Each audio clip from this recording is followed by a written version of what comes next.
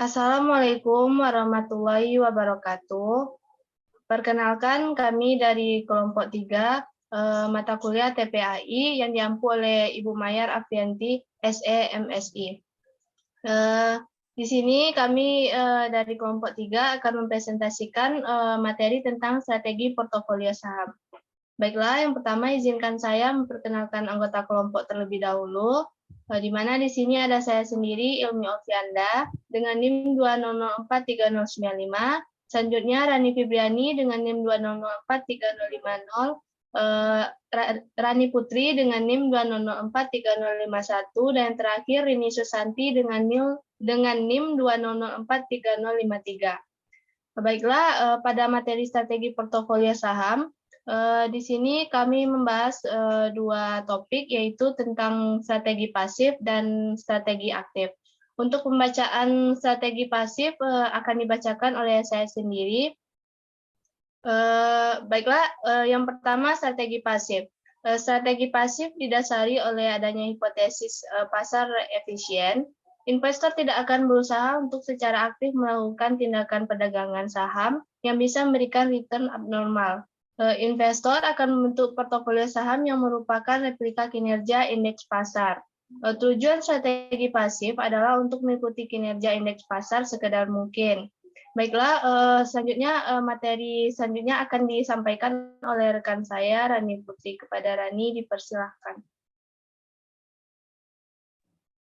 Baik, selanjutnya saya akan menjelaskan mengenai dua strategi portofolio saham yang umumnya dilakukan dalam strategi pasif, yaitu yang pertama, strategi beli dan simpan.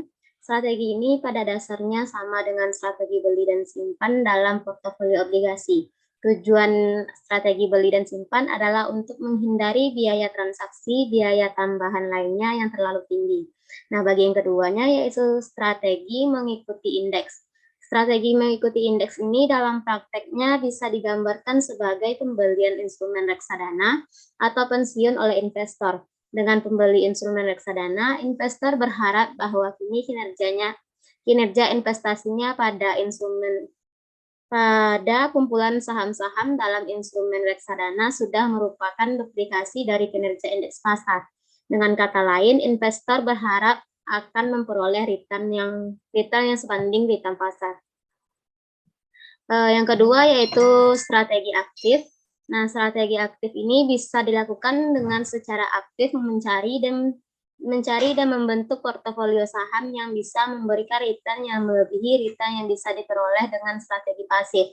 Ide dasarnya adalah untuk mencari keuntungan yang lebih tinggi dari yang harus ditanggung. Dan investor secara proaktif mencari informasi-informasi, meningkatkan kemampuan analisis saham, atau membayar mahal konsultan.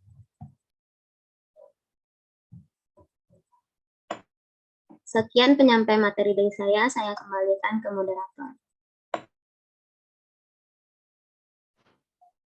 Baiklah, kita ucapkan terima kasih kepada Rani Putri atas penyampaian materinya.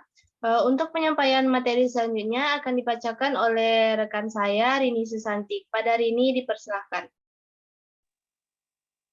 Baik, selanjutnya mengenai strategi portofolio saham yang umumnya dilakukan dalam strategi aktif, terdapat 3 strategi. Pertama, pemilihan saham, kedua, rotasi sektor, dan ketiga, momentum harga. Yang pertama yaitu pemilihan saham. Next, Ran. Yang pertama yaitu pemilihan saham, di mana strategi ini merupakan strategi yang paling banyak digunakan dan yang paling rasional. Dalam hal ini, investor secara aktif melakukan analisis dan pemilihan saham-saham terbaik, yaitu saham yang memberikan hubungan tingkat return risiko yang terbaik dibandingkan alternatif lainnya. Pemilihan tersebut dilakukan dengan berdasarkan pada analisis fundamental guna mengetahui prospek tersebut di masa datang. Dalam hal ini, mereka percaya bahwa tindakan aktif yang mereka lakukan akan memberikan return yang lebih besar dibandingkan dengan investor lainnya yang hanya mengandalkan strategi investasinya pada strategi.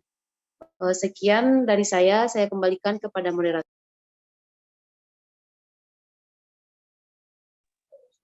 Baiklah, kita ucapkan terima kasih kepada Rini Susanti yang telah membacakan materinya. Untuk pembacaan materi terakhir akan dibacakan oleh rekan saya, Rani Fibriani. Kepada Rani dipersilahkan. Baiklah, saya akan melanjutkan pembahasan mengenai strategi yang biasa dipakai investor dalam menjalankan strategi aktif portofolio saham. Untuk strategi selanjutnya yaitunya rotasi sektor. Strategi ini biasanya dilakukan oleh investor yang berinvestasi pada saham-saham di dalam negeri saja. Dalam hal ini, investor bisa melakukan dua cara. Yang pertama yaitu melakukan investasi pada saham-saham perusahaan yang bergerak pada sektor tertentu untuk mengantisipasi perubahan siklus ekonomi di kemudian hari. Hal ini dilakukan jika investor yakin bahwa suatu saham pada sektor tertentu akan memberikan return yang lebih tinggi dibanding return pasar. Yang kedua, yaitunya melakukan modifikasi atau perubahan terhadap bobot portofolio saham-saham pada sektor industri yang berbeda-beda untuk mengantisipasi perubahan siklis ekonomi, pertumbuhan, dan nilai saham perusahaan. Investor akan meningkatkan bobot portofolionya pada saham-saham yang mengurangi bobot portofolionya pada saham sektor industri yang berospek kurang baik. Dalam strategi rotasi sektor, investor biasanya membeli saham-saham pada suatu sektor atau industri tertentu melebihi return pasar. Next. Strategi selanjutnya yaitunya strategi momentum harga. Ide dasar dari strategi ini adalah adanya kenyataan bahwa pada waktu-waktu tertentu harga pasar saham akan menaik. Dalam strategi ini, investor jika memberikan keuntungan bagi investor melalui tindakan menjual atau membeli saham. Berbagai teknik untuk mencari momentum yang tepat dalam portofolio saham bisa dilakukan.